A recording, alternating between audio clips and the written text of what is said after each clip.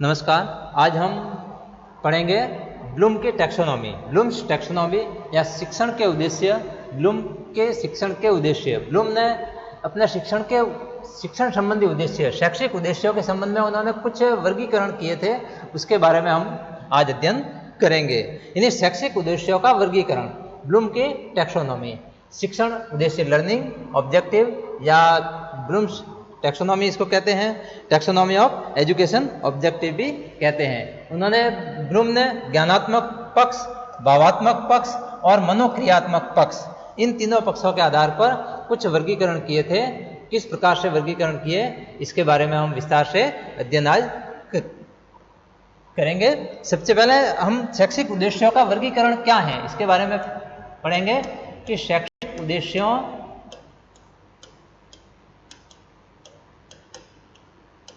का वर्गीकरण क्या है।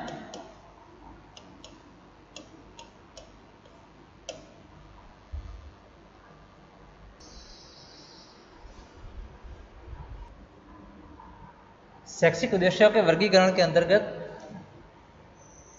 हम देखते हैं कि ब्लूम ने शैक्षिक उद्देश्यों का विभिन्न प्रकार से वर्गीकरण किया, जो हम आगे अध्ययन करेंगे। जिसका देखिए taxonomy of educational objective. Taxonomy का अर्थ होता है क्लासिफिकेशन, यानी वर्गीकरण। अगर इसको शिक्षा के क्षेत्र में हम देखें तो इसका अर्थ होता है शैक्षिक उद्देश्यों को एक व्यवस्थित क्रम में लिखना। यानी जो शिक्षा के उद्देश्य हैं उनको एक व्यवस्थित क्रम में किस प्रकार लिखा जाता है। जब हम हमारा लेसन निर्माण करते हैं, लेसन बनाते हैं, हम जब पाठ पढ़ाने जाते हैं क्लास में, तो हमारे कुछ उद्देश्य होते हैं, उनको एक व्यवस्थित क्रम में किस प्रकार हम पहले लिखते हैं। तो इस क्षेत्र में सबसे पहले सर्वप्रथम बहुत महत्वपूर्ण कार्य किया था B.S. ब्लूम ने। बेंजामिन ब्लूम ने इस चित्र में बहुत ही महत्वपूर्ण कार्य किया। इसके पश्चात R.F. Major, D.R. कथरवाल, N.E.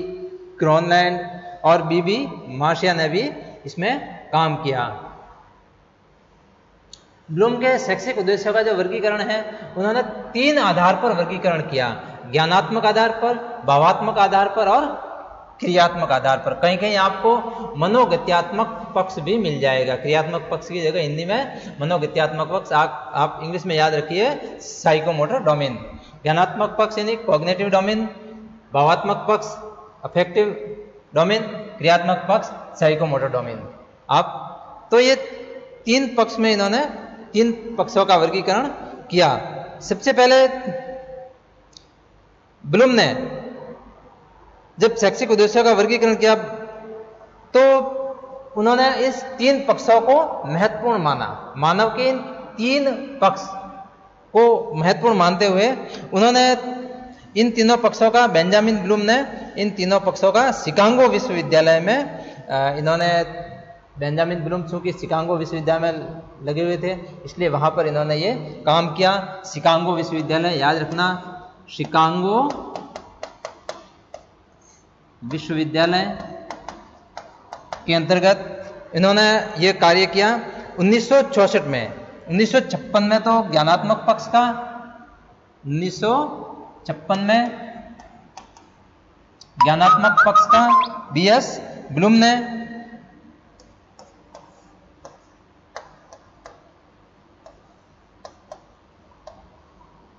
B.S. Bloom द्वारा ज्ञानात्मक पक्ष का वर्गीकरण किया। इसके पश्चात 1964 में ब्लूम और कथरवाल ने, 1964 में ब्लूम और कथरवाल ने और कथरवाल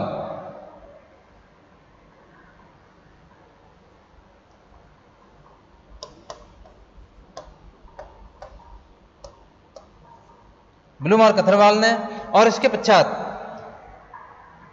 क्रियात्मक पक्ष का 1969 में सिम्पसन ने, 1969 में सिम्पसन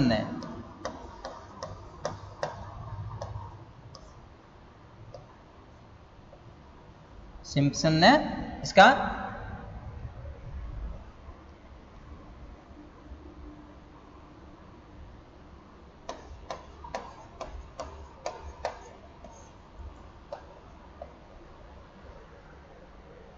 इस पर ये प्रस्तुत किया, क्रियात्मक पक्ष को प्रस्तुत किया 1969 में।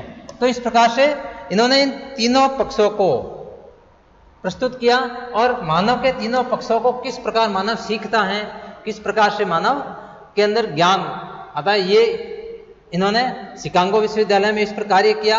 सबसे पहले बीएस ब्लूम ने 1956 में ज्ञानात्मक पक्ष का वर्गीकरण किया, फिर भावात्मक पक्ष का 1966 में ब्लूम और कथरवाल ने किया, और मनोगत्यात्मक या क्रियात्मक पक्ष जिसको साइकोमोटर डोमेन कहा जाता है 1969 में सिम्पसन ने इसका वर्गीकरण किया। हम सबसे पहले लेते हैं ज्ञानात्मक पक्ष। ज्ञानात्मक पक्ष को 6 उपवर्गों में बांटा गया है, जिसमें सबसे पहला है ज्ञान। यानी ज्ञानात्मक पक्ष का सबसे निम्न उद्देश्य होता है, सबसे पहला उद्देश्य होता है, सबसे पहले छात्र वो ज्ञान प्राप्त करता है, नॉलेज प्राप्त करता है, नॉलेज ज्ञान, वो प्रत्यास्मरण करता है, पहचान करता है, पुनः पहचान करता है। यानी जो विभिन्न अपने छात्र जो विभिन्न विषयों में उन विषयों से संबंधित तथ्य हैं, उन विषयों से संबंधित घटनाएं, उन विषयों से संबंधित सूचनाएं, उन विषयों से संबंधित प्रत्यय, सिद्धांत, परंपरा, यानी इनका उनको ज्ञान दिया जाता है, विभिन्न विषयों का उनको ज्ञान दिया जाता है। तो सबसे पहले वो पहचान करता है, पुनः पहचान करता है, रिमेम्बरिंग, या देखिए इसमें नाम मिलाना है, परिभाषित करना, ये सीखता है बालक। तो वो पठित विषय वस्तु, अपने विचार, अपने तथ्य आदि का पुनः स्मरण करता है, प्रत्याभिज्ञान करता है और उसके द्वारा वो याद करता है, जिसमें नियमों की परिभाषा करना, उनको पहचानना, नामकरण करना, रेखांकित करना, चिन्हित करना, ये सारी की सारी क्रियाएं आती हैं। तो ये वहां पर सबसे पहला उद्देश्य होगा ज्ञान का। यानी सबसे पहले जब बालक स्कूल में प्रवेश करता है तो ज्ञान प्राप्त करता है और सबसे पहला उद्देश्य ज्ञान का होता है। इसके बाद अवबोध का या बोध, कॉम्प्रिहेंशन, समस्या को अपने शब्दों में बालक व्यक्त करता है या व्याख्या करता है, व्याख्या करना सीखता है। यह थोड़ा सा ज्ञान से उच्च स्तर की मानसिक योग्यता है अवबोध, जहां पर जिस पाठ्य वस्तु का ज्ञान प्राप्त किया जाता है उसके विचारों और पदार्थों के अर्थों को जानने की उसमें योग्यता आती है, और इसके अंतर्गत जो विषय वस्तु को, जो भी विषय वस्तु उसने ग्रहण की है उसकी अपने शब्दों में व्याख्या कर सकता है, अपने शब्दों में वो वर्गीकरण कर सकता है, अपने शब्दों में वो अंतर कर सकता है, वो पुष्टि कर सकता है अपने शब्दों में, कॉम्प्रिहेंशन। इसके पश्चात आता है अनुप्रयोग, एप्लीकेशन, अनुप्रयोग, एप्लीकेशन, यानी जो सीखी हुई बात है उसका नवीन परिस्थिति में उपयोग करना, सीखी हुई बात का नवीन परिस्थिति में उपयोग करना, अपने दैनिक जीवन में उपयोग करना। हमने बालक को कहा कि आप मास्क पहनिए, इससे कोरोना का खतरा थोड़ा कम होता है, वो मास्क पहनने लगा, यानी उसने दैनिक जीवन में उपयोग किया। क्या क्या उसने दैनिक जीवन में उपयोग किया। नियमित रूप से साबुन से हाथ धोना चाहिए, बालक नियमित रूप से साबुन से हाथ धो रहा है, यानी उसने दैनिक जीवन में उपयोग किया, उसने जो सीखी हुई है, सीखी गई बात है उसका नवीन परिस्थिति में उपयोग किया, यानी वो एप्लीकेशन अपने ऊपर अप्लाई किया उसने, तो वो क्या हुआ, अनुप्रयोग। उसके पश्चात आता है विश्लेषण, एनालिसिस। बालक भेद करना सीखता है, बालक विभेद करना सीखता है। जब वो उपरोक्त तीनों उद्देश्यों की प्राप्ति कर लेता है, तीनों उद्देश्यों को सीख लेता है, और इन तीनों उद्देश्यों के महत्वपूर्ण जो काम है, चौथा उद्देश्य आता है विश्लेषण। उन तीनों उद्देश्यों के आधार पर इन विश्लेषण, एनालिसिस, यानी इन उद्देश्यों की प्राप्ति के बाद और इसके अंतर्गत वो किसी नए नियम या सिद्धांत का संप्रत्यय का विश्लेषण कर उसे उससे जो निर्मित तथ्य हैं उसकी पहचान करके वो विभेद कर सकता है, वो अंतर कर सकता है, बालक तुलना कर सकता है और उन तत्वों के भाग को एक एक अलग अलग वो टुकड़े टुकड़े कर सकता है, अलग अलग वो पहचान सकता है, अलग अलग पहचान सकता है। इसलिए विश्लेषण चौथा उद्देश्य होगा। देखिए ये सारे उद्देश्य इसी क्रम में आएंगे, जो क्रम यहां पर दिया गया है इसी क्रम में आएंगे, एक भी क्रम ऊपर नीचे नहीं होगा। इसके पश्चात आता है पांचवा उद्देश्य है संश्लेषण। संश्लेषण यानी सिंथेसिस। बालक यहां पर श्रेणीबद्ध रूप में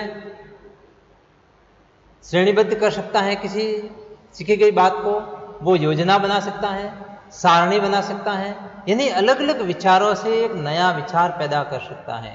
बहुत सारे विचार हैं, उससे एक नया विचार वो पैदा कर सकता है। ज्ञानात्मक पक्ष के इस उद्देश्य में सबसे अधिक सृजनात्मक व्यवहार वो करने लगता है। इस पर सृजनात्मक व्यवहार पर बल दिया जाता है। सृजनात्मक व्यवहार सबसे अधिक ये सृजनात्मक व्यवहार है और इसमें छात्र ज्ञान और बोध के आकार पर सृजनात्मकता का उपयोग करने लगता है और नवीन प्रत्यय या वस्तु का निर्माण करने लगता है। एक नया विचार उसके अंदर आने लगता है और उसका एकीकरण कर सकता है और संपूर्णता पर बल देते हुए वो अपनी सूझबूझ से सृजनशीलता विकसित कर सकता है बालक, और इसके अंदर वो निष्कर्ष निकाल सकता है, सामान्यीकरण कर सकता है, सारांशीकरण कर सकता है, विचारों को नवीन रूप दे सकता है और नवीन योजना बना सकता है, श्रेणीबद्ध कर सकता है, यानी संश्लेषण करने लगता है। छठा जो उद्देश्य है वो मूल्यांकन का है। छठा उद्देश्य अंतिम उद्देश्य मूल्यांकन का, यानी वो बालक निष्कर्ष निकाल सकता है और स्थापित अपने दिमाग में वो स्थापित कर सकता है। ज्ञानात्मक पक्ष का सबसे उच्च स्तर की ये मानसिक प्रक्रिया है, ये सबसे उच्च स्तर की मानसिक प्रक्रिया है और इसमें मूल्यांकन से अभिप्राय है कि बालक नियमों और सिद्धांतों की आलोचना और व्याख्या कर सकता है।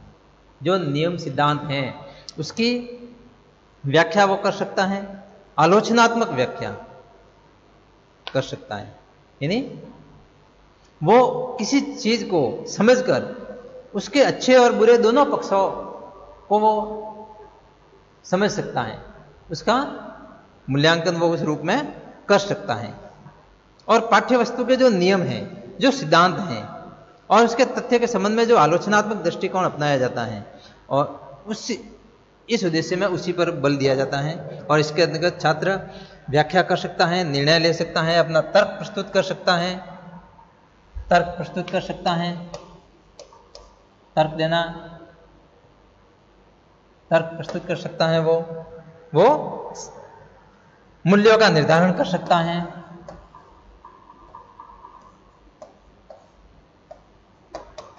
मूल्यों का निर्धारण कर सकता है, यानी अंतिम उद्देश्य में यहां पर मूल्यांकन आएगा। तो मूल्यांकन के आधार वो मूल्यों का निर्धारण कर सकता है। ये 6 उद्देश्यों का वर्गीकरण किया था। देखिए एक बार वापस इसको समझते हैं।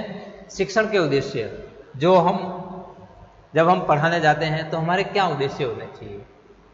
जब हम पढ़ाने जाते हैं तो उसके उद्देश्य क्या होने चाहिए, किस प्रकार के होने चाहिए, उसको किन उद्देश्यों को लेकर हम अध्ययन करवाए।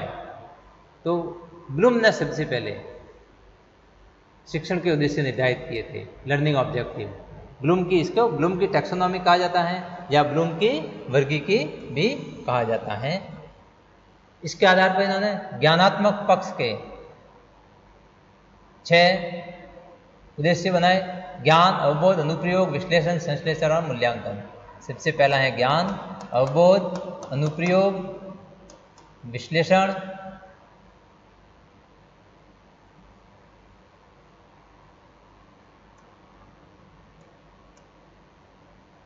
संश्लेषण और मूल्यांकन।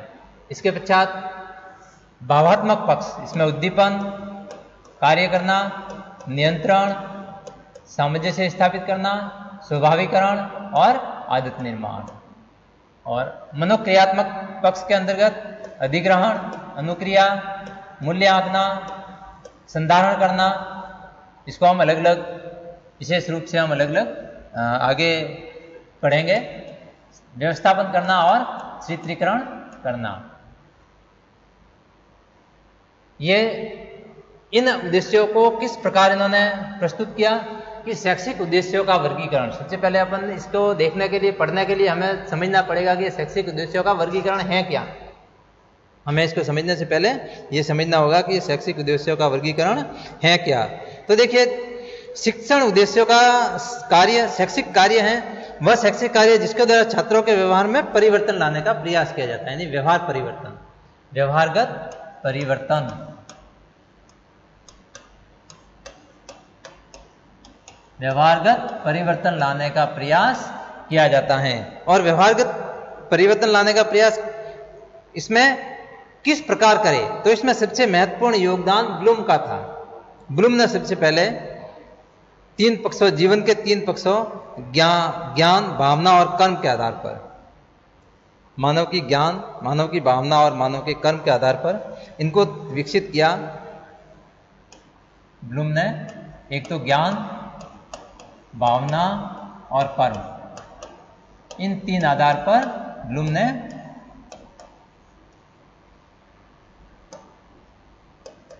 ने इनको उद्देश्यों को वर्गीकरण किया, जिन्हें ज्ञानात्मक, भावात्मक और क्रियात्मक कहा जाता है। टैक्सोनॉमी का अर्थ होता है क्लासिफिकेशन या वर्गीकरण। शिक्षा के क्षेत्र में जब शैक्षिक उद्देश्यों को एक व्यवस्थित क्रम में लिखते हैं उसको, तो वो एजुकेशनल ऑब्जेक्टिव बनते हैं। इस क्षेत्र में सर्वप्रथम सबसे महत्वपूर्ण कार्य किया बीएस ब्लूम ने, उसके पश्चात आरएफ मेजर, डीआर कथरवाल, एनई नॉनलाइन और बीबी मैशिया ने इस क्षेत्र में सबसे महत्वपूर्ण कार्य किया। अब देखिए, उद्देश्यों का ब्लूम ने जो उद्देश्यों का वर्गीकरण किया, ब्लूम्स क्लासिफिकेशन ऑफ ऑब्जेक्टिव्स, तो उन्होंने तीन आधार पर किया, ज्ञानात्मक पक्ष, भावात्मक पक्ष और क्रियात्मक पक्ष। हम ये देख चुके हैं। 1956 में शिकागो विश्वविद्यालय में सबसे पहले बीएस ब्लूम ने ज्ञानात्मक पक्ष का वर्गीकरण किया। फिर 1964 में ब्लूम और कथरवाल ने अफेक्टिव डोमेन, भावात्मक पक्ष का वर्गीकरण किया।